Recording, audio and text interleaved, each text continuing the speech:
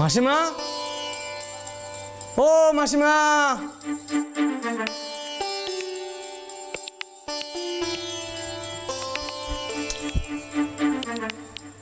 মাসিমা ঘরে আছো নাকি?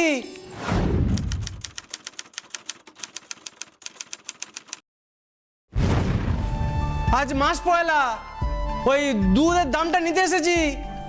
ওই বাসনের সঙ্গে টাকাটাও নিয়ে এসো কিন্তু।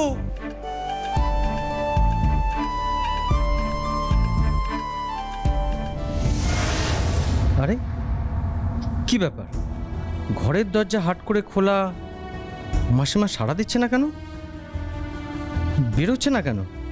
হঠাৎ শরীর টরীর খারাপ হলো নাকি? দেখি তো ঢুকে। মাসিমা, ও মাসিমা, মাসিমা, মাসিমা,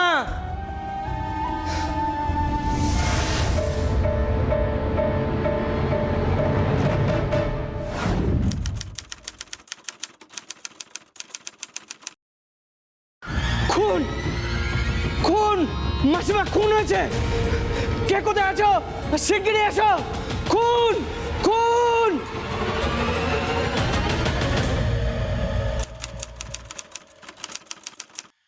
ক্রাইম ডায়েরিতে আপনাদের সকলকে জানাই স্বাগত। 2024 সাল আরামবাগের রামকৃষ্ণ পল্লীতে ভয়ঙ্কর এক ঘটনা ঘটে যায়। এমনই ভয়ঙ্কর ঘটনা যে আশেপাশের সকল লোক একবারে স্তম্ভিত হয়ে যায়। নিজেরই বাড়ির ঘরের ভেতর থেকে উদ্ধার করা হয় ষাটোর্ধ্ব বৃদ্ধা ছায়ারানী মণ্ডলের হাত পা বাঁধা নিথর দেহ। কেউ বা কারা সেই বৃদ্ধা ছায়ারানী মণ্ডলকে তারই বাড়ির বন্ধ ঘরের ভেতরে নৃশংসভাবে খুন করে উধাও হয়ে যায়। কিন্তু নিজের বাড়ির বন্ধ ঘরের ভেতর কেন এভাবে খুন হতে হলো বৃদ্ধা ছায়ারানী মণ্ডলকে? আর কে বা কারা, আর কেনই বা সেই বৃদ্ধা ছায়ারানী মণ্ডলকে খুনটা করলো এইভাবে? এই সকল প্রশ্নের উত্তর জানতে হলে আপনাদের অবশ্যই চোখ রাখতে হবে আজকের ক্রাইম ডায়েরির এই রোমহর্ষক পর্বতে।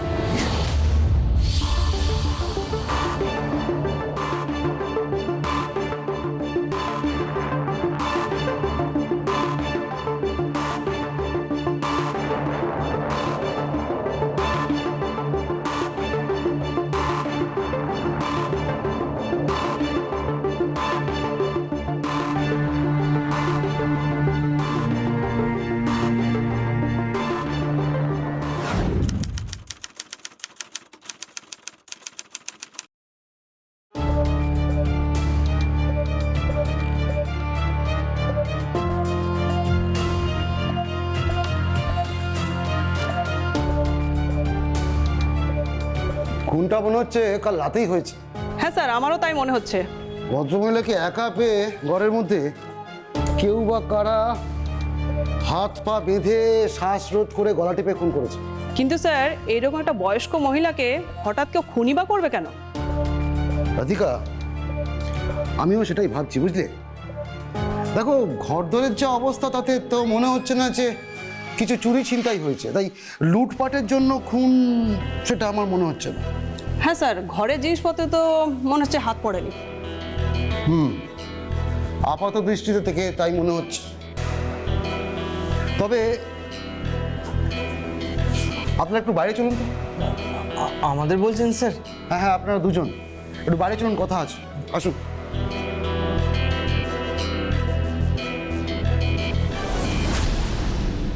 লাশটা প্রথম কে দেখেছিল?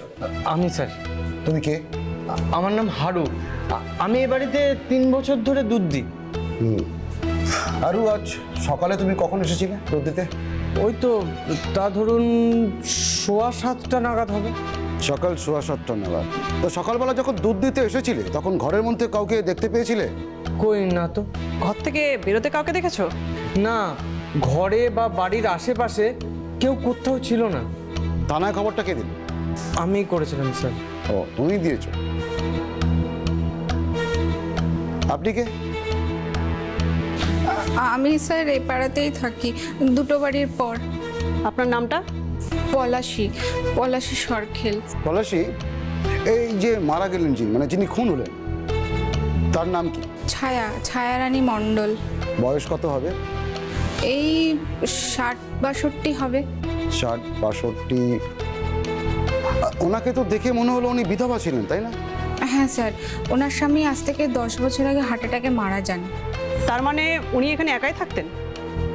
হ্যাঁ, একাই থাকতেন। ছেলে মেয়ে নেই? ওনার 2টি মেয়ে। বড়টি মানে সোনালীদের কলকাতাতে বিয়ে হয়েছে, স্বামী আর ছেলেকে নিয়ে কলকাতাতেই থাকে। আর ছোটটা মানে মল্লিকাদের এই কাছেই বিয়ে হয়েছে, হরিপুরে। তারা কি মায়ের সঙ্গে মাঝে মাঝে দেখা করতে আসতো? বড় মেয়েটা আসতে পারে না, তবে ছোট মেয়ে মল্লিকাদের স্বামীর সাথে মাঝে মধ্যেই আসতো। আচ্ছা, উনি একা থাকতেন, বৃদ্ধা মানুষ, বিধবা, ওনার সংসারটা চলতো কি করে? হ্যাঁ স্যার, গ্রামের দিকে কিছু জমি জমা আছে, আর আমি যতদূর জানি উনি মোটা টাকা পেনশন পেতেন। ও তাই নাকি? তাহলে তো ওনার স্বামী খুব ভালো চাকরি করতেন নিশ্চয়ই। ওনার স্বামী বিরাট চাকরি করতেন। আচ্ছা, একটা কথা বলুন তো, ওনার কি কোনো শত্রুটত্রু ছিল? ঠাকুমা আমাদের সাদাসিধে মাটির মানুষ, ওনার কেই বা শত্রু থাকতে পারে বলুন? থাকতেও পারে, হয়তো আপনারা জানেন না। আমরা স্যার এখানে সবাই খুব মিলেমিশে থাকি, সবাই সবার খবর রাখি, কোনো কথা চাপা থাকে না। কিন্তু মানে ঠাকুমার যদি কোনো শত্রু থাকতো তাহলে ঠিকই জানতে পারতাম। তার মানে আপনার কথা অনুযায়ী ছায়াদেবীর আশেপাশের এরিয়াতে মানে পাড়ার প্রতিবেশীদের মধ্যে মোটামুটি ভালোই মিলেমিশে ছিল। হ্যাঁ স্যার, আমরা ওনাকে খুব মান্য করতাম, খুব সম্মান করতাম। গোটা এলাকার সবাইকে নিজের আত্মীয়ের মতো মনে করতেন, সবার খেয়াল রাখতেন, নিয়মিত সবার খোঁজ খবর নিতেন। এই পলাশি, আরে ঠাকুমা যে, বলো। এই তোর ছেলেটা স্কুলে যায় না কেন রে? বড্ড পাজি হয়েছে। আর বলো না ঠাকুমা, বাদরটাকে কিছুতেই স্কুলে পাঠাতে পারি না। লেখাপড়া একদম মন নেই, সারাদিন খালি এদিক ওদিক বাদরামো করে বেড়াচ্ছে। আরে শোন, লেখাপড়া না শিখলে ওর ভবিষ্যৎটা তো একেবারে অন্ধকার হয়ে যাবে। তুই ওকে বুঝিয়ে সুঝিয়েই হোক, মেরে ধরেই হোক, আদর করেই হোক, যেভাবেই হোক ওকে তুই স্কুলে পাঠাবি, বুঝেছিস? মনে রাখবি, পেটে বিদ্যে না থাকলে ভবিষ্যৎ কিন্তু একদম অন্ধকার। এই তুই স্কুলে যাবি তো? আচ্ছা। আসলে স্যার, আমাদের ঠাকুমা লেখাপড়া করতে পারেননি তো, তাই উনি চাইতেন সবাই শিক্ষিত হোক, নিজের পায়ে দাঁড়াক, রোজগার করুক, একটা সুন্দর জীবন পাক। বাহ, তাহলে তো উনি খুব ভালো মানুষ ছিলেন। এরকমই তো হওয়া উচিত। শুধু লেখাপড়াই নয় স্যার, কারো কোনো বিপদ হলে, শরীর খারাপ হলে ঠাকুমা একেবারে ঝাঁপিয়ে পড়তো। এই তো কিছুদিন আগেই। এই পলাশি, হন্তদন্ত হয়ে কোথায় যাচ্ছিস? আর বলো না ঠাকুমা, স্কুল থেকে ফেরার পর থেকে ছেলেটার খুব জ্বর, তাই ডাক্তারের কাছে গেছিলাম। ননটা এখন কোথায় আছে? ওকে বাড়িতে শুইয়ে রেখে এসেছি। তো ডাক্তার কি বললো? ওষুধ বিশুধ কিছু দিয়েছে? ধুর, ডাক্তার তো বাড়িতেই নেই। ও মা, এখন কি হবে? সেটাই তো ভাবছি। তুই এক কাজ কর, ননটাকে তুই আমার বাড়িতে নিয়ে আয়। তোমার বাড়িতে? হ্যাঁ, ওর যতক্ষণ না জ্বর কমছে ততক্ষণ আমার শান্তি নেই। চল আমার বাড়িতে চল। চলো চলো চলো। ঠাকুমা, বলে ফেল। তোমায় না জিজ্ঞেস করে দুটো ভাত বসিয়ে ফেলেছি, হয়ে গেলে খেয়ে নেবে, চলো। আমার খিদে নেই রে। ওমা, খিদে নেই বললেই হলো, না খেলে পেটে পেটটি পড়বে যে। আমার খিদে সহ্য করার অভ্যাস আছে। আমার যখন বিয়ে হয়েছিল তখন তো ঠাকুরদা একটা ছোট অফিসে চাকরি করত। তখন আমরা খুব গরিব ছিলাম, তাই আমরা অনেক রাত এরকম জল খেয়ে শুয়ে পড়তাম টোনাটুনি। এক এক সময় এমনও হয়েছে ওই খাল থেকে গেরি গুগলি তুলে নিয়ে এসে সেগুলো সেদ্ধ করেও আমরা খেয়েছি। তাই খিদে সহ্য করার অভ্যাস আমার আছে। হ্যাঁ, তুই বরঞ্চ ওই রান্নাঘরে দেখ, গিয়ে ওই নীল প্লাস্টিকের কৌটোতে একটু সাবু আছে আর ফ্রিজে একটু দুধ আছে। হ্যাঁ, ওটা নিয়ে একটু গরম করে নিয়ে আয়, আমি এই ননটেকে যেভাবে হোক উঠিয়ে ওকে খাওয়াবো, কেমন? যা। যে সবাইকে সাথে নিয়ে চলতো, সবার এত খেয়াল রাখতো, সেই মানুষটাকে যে এইভাবে চলে যেতে হবে কখনো স্বপ্নেও ভাবতে পারিনি স্যার। আচ্ছা পলাশি, আমাকে একটা কথা বলুন তো, ওনার মেয়েদের সাথে ওনার সম্পর্কটা কিরকম ছিল? সোনালীদের সাথে তো কোনো যোগাযোগই ছিল না, তবে মল্লিকাদি মাঝে মধ্যে এসে দেখাশোনা করতো। তখন আপনি বলছিলেন না যে ওনার নাকি বেশ কিছু জমি জমা আছে? হ্যাঁ স্যার, জমি বলতে ওনার স্বামী চাকরি করার সময় বেশ কিছু জমি কিনে রেখেছিলেন। হ্যাঁ, কোথায় কোথায়? গ্রামের দিকে। তাতে চাষাবাদ হয়? হ্যাঁ, চাষ হয় তো। ঠাকুমা নিজে গিয়ে চাষাবাদের তদারকি করতেন।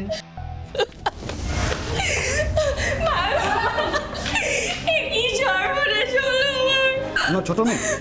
স্যার, মল্লিকাদি। হ্যাঁ, শুনুন শুনুন চলো শুনুন, আপনারা এখন ঘরের মধ্যে যেতে পারবেন না, আপনাদের দূর থেকেই মাকে দেখতে হবে। কিন্তু আমি যে মায়ের কাছে যাব, আমি একবার দেখেই চলে আসবো। এখন ভেতরে এখন তদন্ত চলছে, বাইরে কাউকে এখন আমরা ভেতরে ঢুকতে দিতে পারি না। আমার মাকে কে খুন করলো?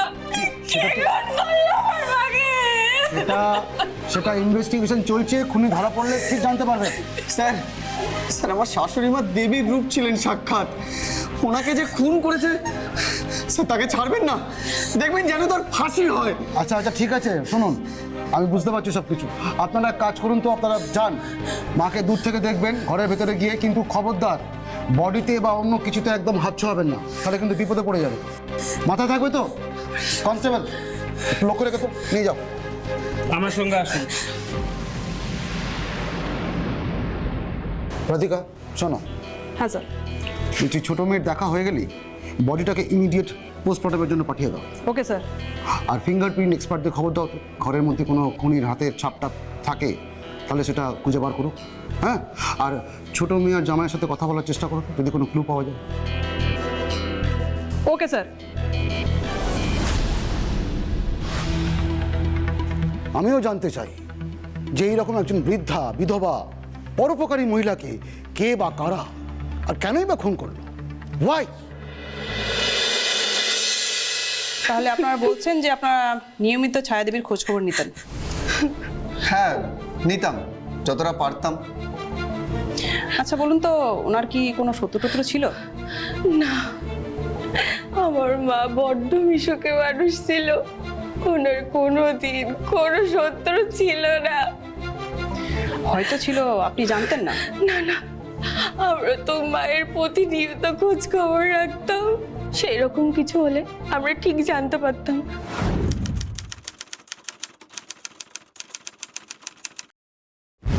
আর যদি জানতে নাও পারতাম, মা মা নিশ্চয়ই আমাদেরকে বলতো। আচ্ছা, ওই বাড়িটা কার নামে ছিল? কোন বাড়িটা?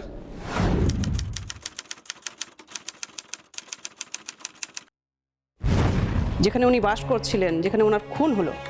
বাবা মারা যাওয়ার পর ওই বাড়িটা মায়ের নামেই আছে। তাছাড়াও গ্রামের দিকে যেসব জমি জমা আছে সব ওনার নামেই আছে, ওগুলো সব আমরা পেয়ে যাব এখন। আমরা পেয়ে যাবো মানে? আপনারা কি করে পাবেন? শুনেছি ওনার তো দুটো মেয়ে, উনি কি আপনাদের নামে উইল করে গেছেন? না, দিদি তো কিছু নেবে না বলেই দিয়েছে। তাই? হ্যাঁ, এই তো আমি ফোন করেছিলাম খুনের খবরটা দেবো বলে, দিদি তখন বলল তোমরাই সব সামলে নাও, আমরা আসতে পারবো না। কেন এরকম বললো কেন? ওনার সাথে কি ছায়াদেবীর কোনো মনোমালিন্য ছিল? না না, একেবারেই ছিল না। তাহলে বড় মেয়ে হিসেবে তো ওনার অন্তত একবার আসা উচিত ছিল। আসলে ওনারা সেই কলকাতায় থাকেন, বুঝতেই তো পারছেন কত দূরের রাস্তা, আর সামনেই দিদির ছেলের নাকি পরীক্ষা, সেই জন্যই হয়তো ওরা আসতে পারবে না। আরামবাগের রামকৃষ্ণপল্লী এলাকার বাসিন্দা ষাটোর্ধ্ব বৃদ্ধা ছায়ারানী মণ্ডলের হত্যাকাণ্ডের রহস্য ক্রমশ দানা বেঁধে উঠছিল। আমরা কিছুতেই বুঝে উঠতে পারছিলাম না যে ষাটোর্ধ্ব ওই বৃদ্ধাকে কে বা কারা আর কেনই বা তারই বাড়ির বন্ধ ঘরের ভেতরে ওইভাবে নৃশংসভাবে খুন করে চলে গেল। এদিকে প্রাথমিক তদন্তে আমরা জানতে পেরেছিলাম যে তার বাড়িতে কোনো রকম লুটপাটের ঘটনা ঘটেনি। তাই খুনের মোটিভ নিয়ে আমরা খুবই ধোঁয়াশার মধ্যে ছিলাম। আমরা সন্দেহ করছিলাম যে কোনো রকম ব্যক্তিগত রাগ, আক্রোশ বা ক্ষোভের কারণেই হয়তো ছায়ারানী মণ্ডলকে ওইভাবে নৃশংসভাবে খুন হতে হয়েছিল। কিন্তু এলাকাবাসীর বয়ান অনুযায়ী ছায়ারানী মণ্ডল ছিলেন একজন অত্যন্ত ভালো মনের মানুষ এবং ভীষণ পরোপকারী। তাই এইরকম একজন ভালো মনের মানুষ যে কিনা ভীষণ পরোপকারী, তার উপর কারই বা কোনো রকম রাগ, ক্ষোভ বা আক্রোশ থাকতে পারে, সেটা আমরা কিছুতেই বুঝে উঠতে পারছিলাম না। এদিকে ছায়ারানী মণ্ডলের বড় মেয়ে সোনালি মায়ের মৃত্যুর খবর পাওয়ার পরও এখনো পর্যন্ত এখানে এসে পৌঁছয়নি, সেটাও আমাদের সন্দেহের মধ্যে ছিল। তাই আমরা পোস্টমর্টেম রিপোর্টের জন্য অপেক্ষা করছিলাম। আর তারপর এই দেখো রাধিকা, পোস্টমর্টেম রিপোর্টও বলছে যে বৃদ্ধাকে হাত পা বেঁধে গলা টিপে শ্বাসরোধ করে খুনটা করা হয়েছে। শরীরে চোট আঘাতের চিহ্ন আছে, গলার হাইওয়েট বোনটাও ভাঙা। Right sir. আর খুনটা কিন্তু রাতেই হয়েছে। হ্যাঁ স্যার, রাত 10টা থেকে 10:30টার মধ্যেই। এই আমার প্রশ্নটা ঠিক এইখানে। কি প্রশ্ন স্যার? দেখো, এটা শহর থেকে দূরে একটা জায়গা, এখানকার মানুষজন খুব তাড়াতাড়ি শুয়ে পড়ে, বিশেষ করে একাকী, বৃদ্ধা, বিধবা মহিলারা। ঠিক তাই স্যার। তাহলে সেদিন অত রাত্রে ওনার ঘরে কে ঢুকেছিল? হয়তো চেনা কেউ স্যার। এক্স্যাক্টলি, একেবারেই তাই। চেনা জানা কেউ না হলে অত রাতে বৃদ্ধা দরজা খুলেই দিতেন না। কিন্তু স্যার, এখনো পর্যন্ত আমাদের কাছে কোনো ক্লু নেই। স্যার। কিছু বলবে? হ্যাঁ স্যার, আপনার সঙ্গে একজন দেখা করতে এসছে। কি জন্যে? এই যে বৃদ্ধা মহিলা খুন হলেন, সেই ব্যাপারেই কিছু খবর দেওয়ার আছে আপনাকে। ও, যাও এক্ষুনি পাঠাও, কুইক। Yes sir. জানি না কে কি খবর নিয়ে এসেছে, তবে আশা করব সেই খবরগুলো যেন আমাদের কেসটাতে সাহায্য করে। Let's hope so.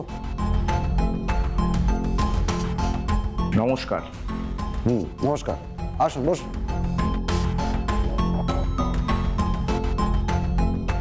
আপনি? আমার নাম বিমল মোদক। এই এলাকাতেই থাকেন? হ্যাঁ, মাসিমার পাড়াতেই থাকি।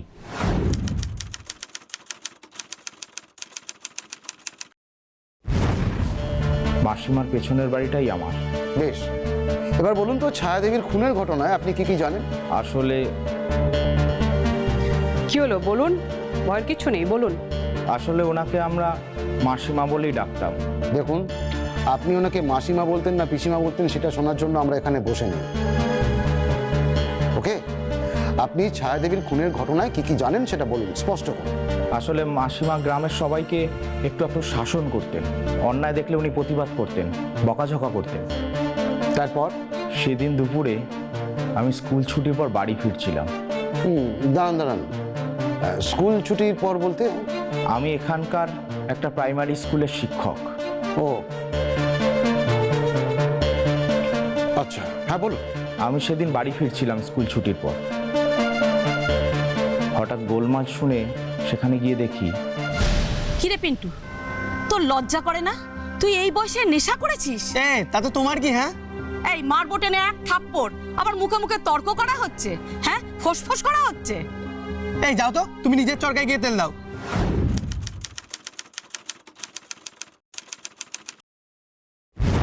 আজ বাদে কাল যমরাজ নিতে আসবে, চিতায় ওঠার সময় হয়ে গেল, উনি এসেছে আমাকে শাসন করতে। এই, তোর সাহস তো কম নয়, তুই আমার মুখের উপর কথা বলছিস? তুই জানিস তোর বাবাকে আমি কত শাসন করেছি?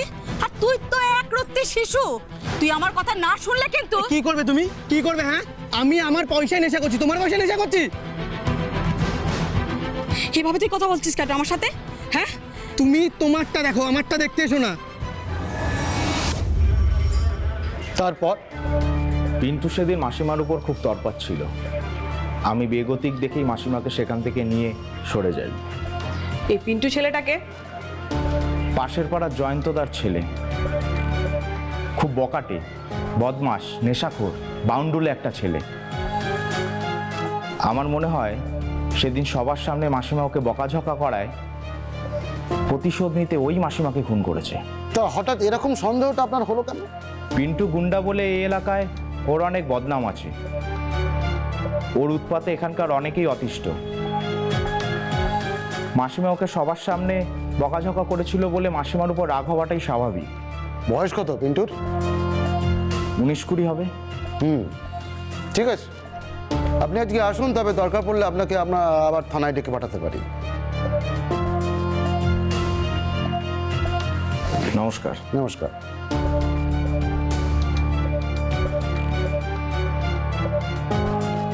কিন্তু স্যার, একটা 19-20 বছর ছেলের পক্ষে কি ছায়া দেবীকে মারা আদৌ সম্ভব? রাধিকা, রাধিকা, আমাদের যে কোনো তদন্তের ক্ষেত্রে একেবারে শুরুতেই কাউকে আমাদের সন্দেহের লিস্ট থেকে বাদ দেওয়াটা ঠিক না। That is out of our ethics. তা ঠিক স্যার। হতেই পারে যে পিন্টু নিজের ওপরে হওয়া অপমানের বদলা নেওয়ার জন্য ছায়াদেবীকে খুন করেছে। হ্যাঁ স্যার, হতেও পারে। না, আবার নাও হতে পারে। তাহলে তাহলে স্যার এখন আমাদের কি করা উচিত? আপাতত আমার পিন্টুকে চাই। Right sir. আর পিন্টু যদি সত্যি সত্যি ছায়াদেবীকে খুন করে থাকে তাহলে ওর কঠোর শাস্তি হবে।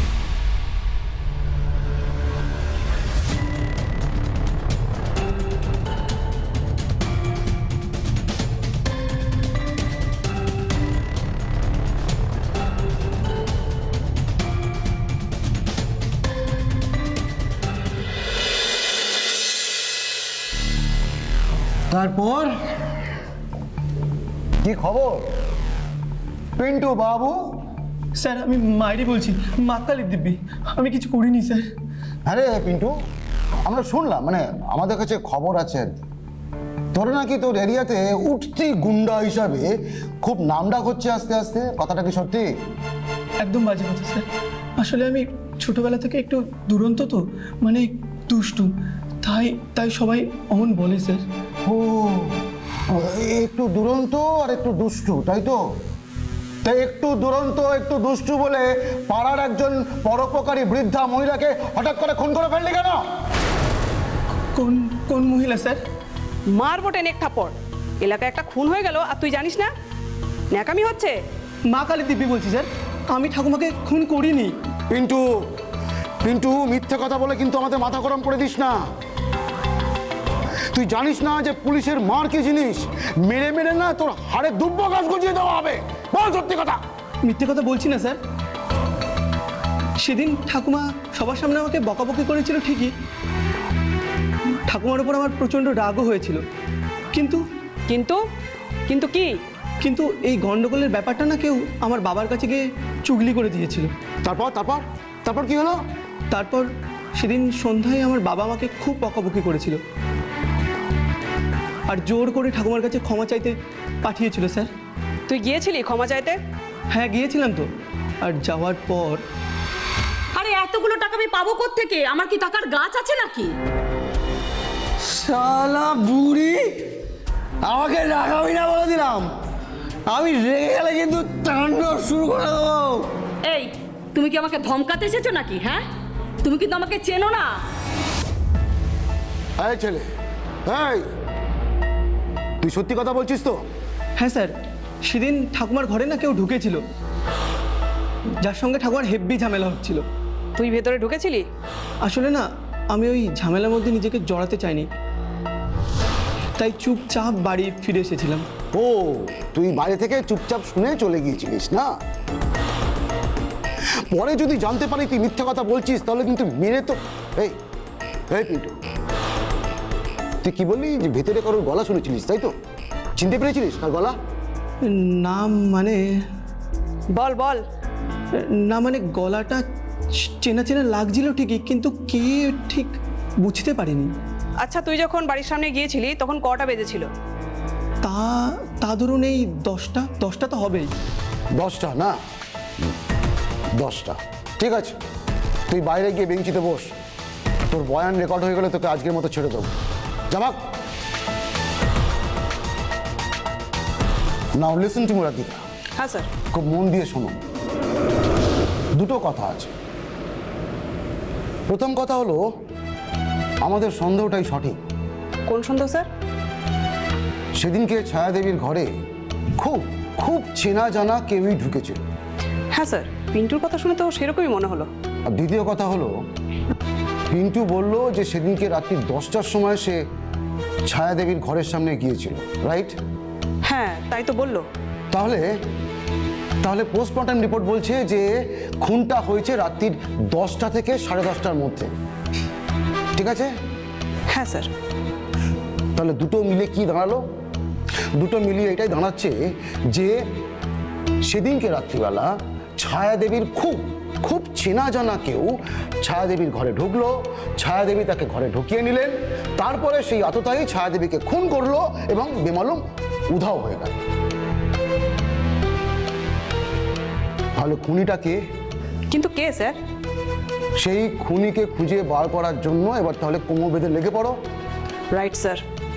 রাধিকা, তোমার ইনফরমার সোর্স তো খুব ভালো, হ্যাঁ? তাদেরকে স্ট্রংলি অ্যাক্টিভ করে দাও, কেমন? আমি আজ থেকে লেগে পড়ছি তাহলে। Radhika, I want to solve this case within 24 hours. Got it? Okay sir. Now go ahead.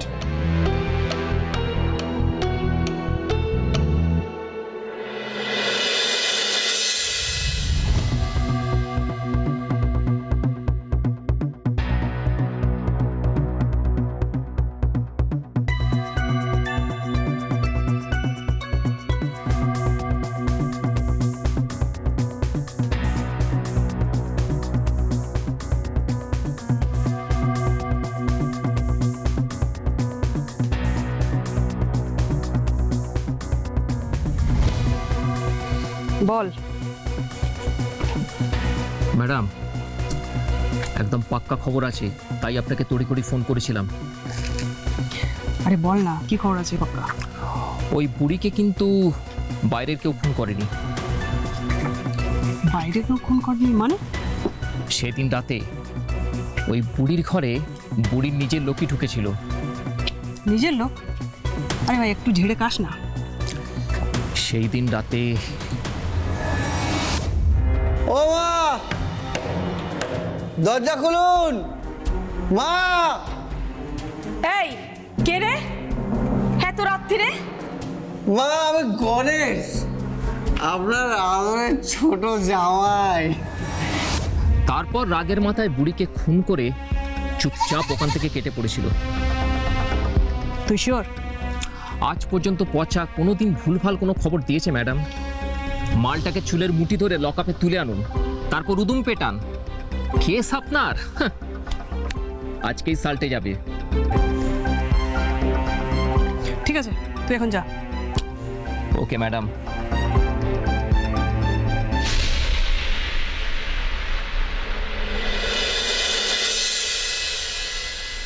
কি গো, আমার চা কি হলো?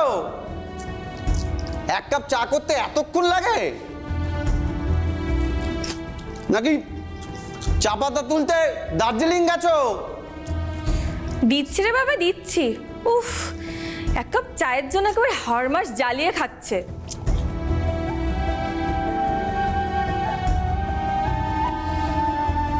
এই যে গণেশ বাবু। কি আপনারা? আপনাকে একটু কষ্ট করে আমাদের সঙ্গে যেতে হবে। কোথায় যেতে হবে? দূরে কোথাও নয়, কাছেই, থানায়। থানায়? কেন থানায় কেন? সেটা আপনি গেলেই জানতে পারবেন। চলো, ওনাকে নিয়ে চলো। একই একই, এসব কি হচ্ছে? মল্লিকা, ছাড়ুন মল্লিকা। কি হয়েছে? কি দেখি কি হচ্ছে সব? দেখো না, ওনারা এসে আমাকে জোর করে ধরে নিয়ে যাচ্ছে। না না, আমার স্বামী কিছু করেনি, প্লিজ ওকে ছেড়ে দিন, ওকে ছেড়ে দিন ম্যাডাম। দেখুন ম্যাডাম, ও কিছু করেনি। আপনি বাধা দিলে আপনাকেও কিন্তু আমরা তুলে নিতে বাধ্য হব। চলো, ওনাকে নিয়ে চলো। ও কিছু করেনি, আমি আর বলছি তো ও কিছু করেনি। ও কিছু করেনি ম্যাডাম। গণেশ মাইতি। হ্যাঁ রে গণেশ, তোর তো বোধহয় জীবনে প্রথমবার কোনো থানায় পায়ের ধুলো পড়লো, তাই না রে? আপনারা আমাকে এখানে ধরে এনেছেন কেন? আমি তো কিছুই করিনি। কিচ্ছু করিসনি? না। সেদিনকে রাত্রিবেলা তুই তোর শাশুড়ি ঘরে ঢুকিসনি? কবে? যেদিন রাতে তোর শাশুড়ি খুন হয়েছে। না, আমি তো সেদিন রাতে ওখানে যাইনি।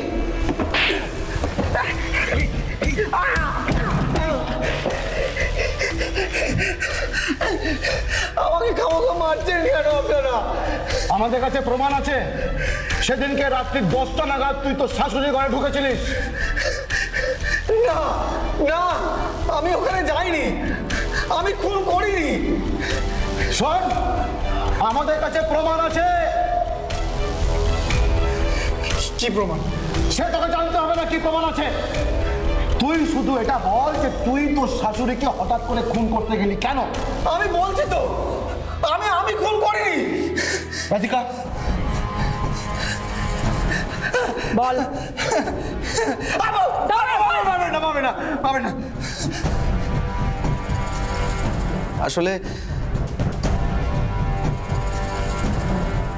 আসলে আমার এই শুনছো, কি বলার আছে বলো। পলাশির ফোন থেকে মা ফোন করেছিল। হ্যাঁ, কার ফোন থেকে কে ফোন করেছিল? আরে বাবা, পলাশির ফোন থেকে মা ফোন করেছিল। কেন হঠাৎ ফোন করলো কেন? আরে বাবা, মঙ্গলবার জামাই ষষ্ঠী না, তাতে কি হয়েছে? মা ফোন করে তোমার যেতে বললো। ধুর, আমি যাব না। যাবে না কেন? যাবে না কেন? ও বাড়িতে যেতে আমার ভালো লাগে না। ঠিক আছে ঠিক আছে, তোমার যেতে ভালো না লাগলে তুমি যাবে না, কিন্তু একবার ঠান্ডা মাথায় চিন্তা করে দেখো, মায়ের বড় জামাই মায়ের একটু খোঁজ খবর পর্যন্তও নেয় না। আশা তো দূরের কথা, মায়ের কাছে জামাই হিসাবে তুমি সর্বেধন নীলমণি, মায়ের অন্ধের যষ্টি। তাই তুমি না গেলে মা কষ্ট পাবে। ভেবে দেখো এবার তুমি কি করবে।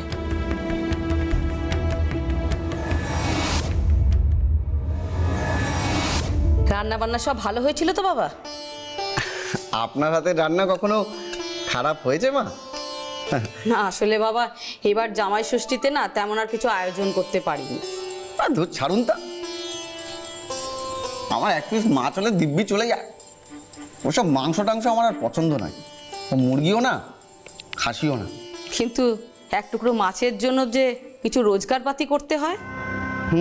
কি তুমি তো রোজগার পাতি কিছুই করো না। একটা কাজের চেষ্টায় আছি, বুঝলেন। এখন দেখা যাক। এই কথা তো আজ 2 বছর ধরে শুনছি।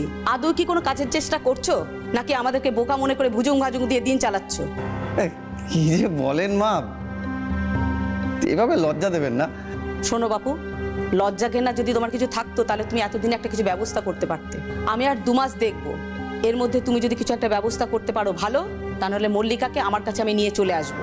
এবার তুমি যা ভালো বোঝো তাই করো।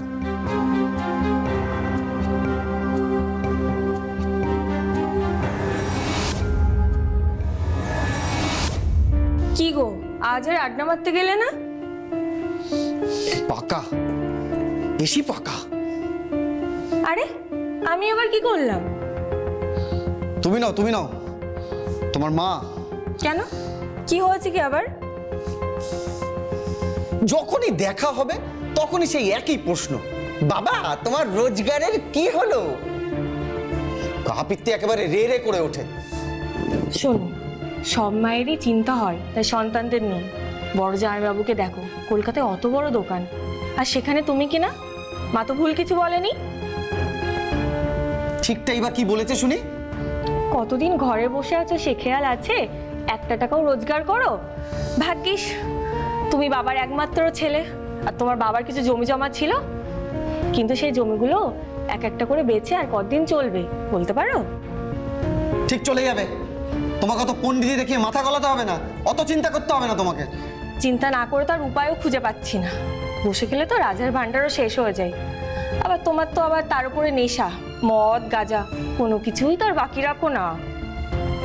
আসলে কি বলতো গণেশ, এই গণেশ।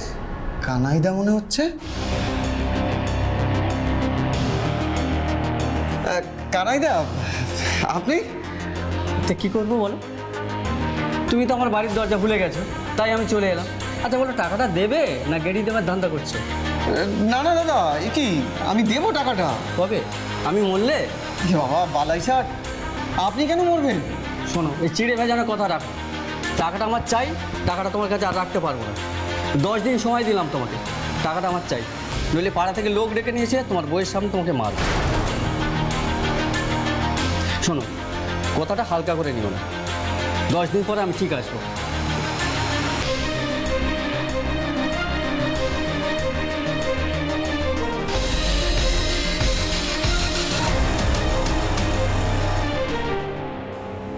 কি গো, কি হবে এবার? টাকাটা শোধ দিতে না পারলে যে উনি গুণটা নিয়ে এসে তোমার গায়ে হাত তুলবে। কি গো, চুপ করে আছো কেন? কিছু তো বলো, কিছু একটা উপায় তো বার করতে হবে। কি হবে এবার? এখন আর একটাই উপায় বাকি আছে। ও মা, দরজা খুলুন মা। এই কে রে? এত রাত্রিরে? মা, আমি গণেশ, আপনার আদরের ছোট জামাই। এত রাত্রিরে? কি ব্যাপার, এক গলা আবার মদ গিলে এসেছো?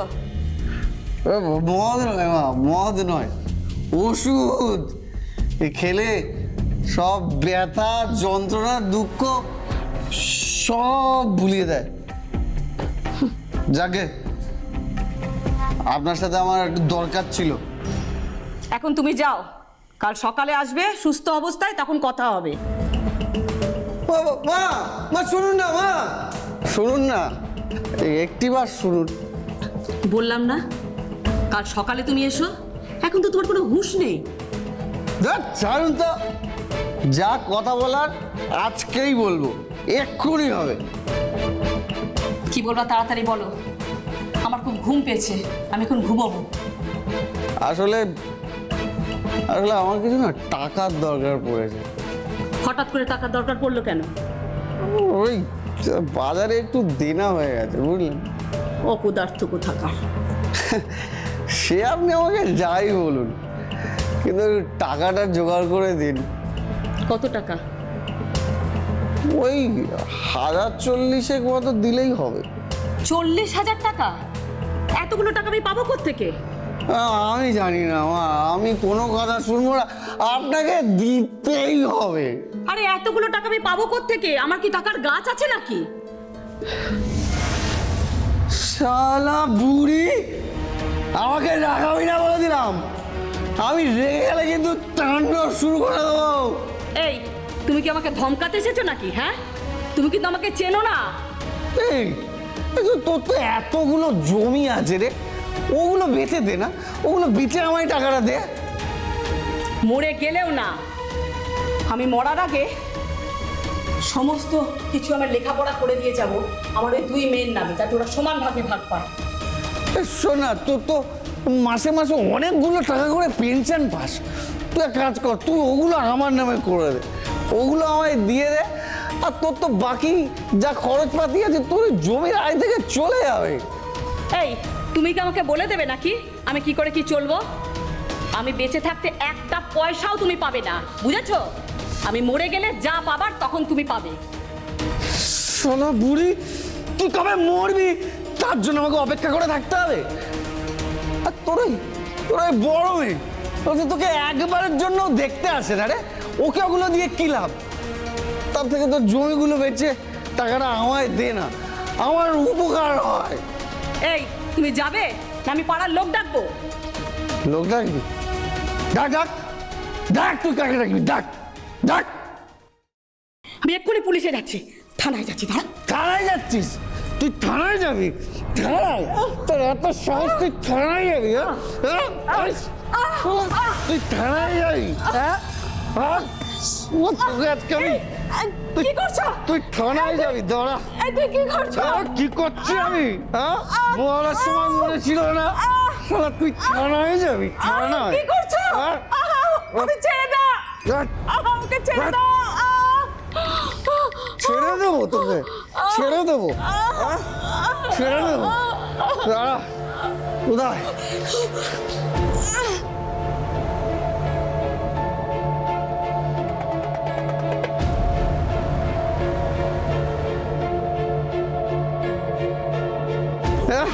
থানায় যাবি তুই? থানায় যাবি? হ্যাঁ, তোর দেখাচ্ছি মজা, তোর থানায় দেখাচ্ছি মজা। থানায় যাচ্ছে বুড়ি।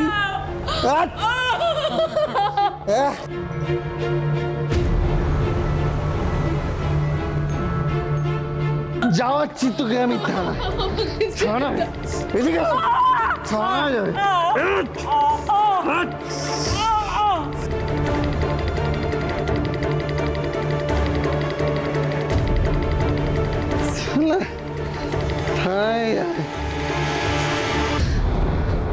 থানায় বিশ্বাস করুন, পাওনাদারদের ভয়ে আমার মাথার ঠিক ছিল না। আমি ভেবেছিলাম আমার শাশুড়ি মা সামান্য কিছু হলেও আমার হাতে দিয়ে আমার পাশে দাঁড়াবেন। আসলে কি জানিস গণেশ, তুই একটা চরম লোভী মানুষ, ভীষণ ভীষণ লোভী। তুই তোর শাশুড়ির জমিগুলোর ওপর নজর রেখেছিলিস। তুই চাইছিলিস জোর করে শাশুড়িকে দিয়ে জমিগুলো বিক্রি করিয়ে তার টাকাগুলো হাতাতে। তোর নজর ছিল শাশুড়ির পেনশনের টাকাগুলোর ওপরে। শুধুমাত্র ওই তোর পাওনাদারদের টাকা মেটাবার ব্যাপার হলে তুই তোর শাশুড়ির সামনে গিয়ে হাত পাততে পারতিস না, তুই সেটা করিসনি। লোভে পাপ আর পাপে তুই যা করেছিস তার চরম শাস্তি হবে।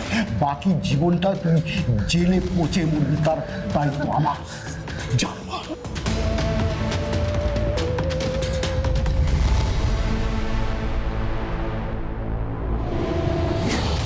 নিজেরই ছোট জামাই গণেশের হাতে শাশুড়ি ষাটোর্ধ্ব বৃদ্ধা ছায়ারানী মণ্ডলের এই নৃশংস হত্যাকাণ্ড আমাদের চোখে আঙুল দিয়ে দেখিয়ে যায় যে আমাদেরই সমাজের কিছু কিছু মানুষের মধ্যে কি নিদারুণ অধঃপতন ঘটতে শুরু করেছে। এই জঘন্য খুন আমাদের বুঝিয়ে দিয়ে যায় যে আমাদেরই সমাজের কিছু কিছু মানুষের বিবেকে, মূল্যবোধে কি নিদারুণ পচন ধরতে শুরু করেছে। তারা আস্তে আস্তে হয়ে উঠছে ঘাড়ের কাছে নিঃশ্বাস ফেলতে থাকা অপরাধী। কিন্তু আপনারা নিশ্চিন্ত থাকুন, দেশে যতক্ষণ আইন আছে, বিচার ব্যবস্থা আছে, আর আছে আমাদের মতো অতন্ত্র প্রহরী, ততক্ষণ আপনাদের এবং সমাজের যারা শিক্ষিত, চিন্তাশীল, সুশীল মানুষ, তাদের কোনো রকম ক্ষতি হতে আমরা দেব না। আর এটাই আমাদের অঙ্গীকার। এই চ্যালেঞ্জটা আমরা গ্রহণ করছি। ভালো থাকবেন।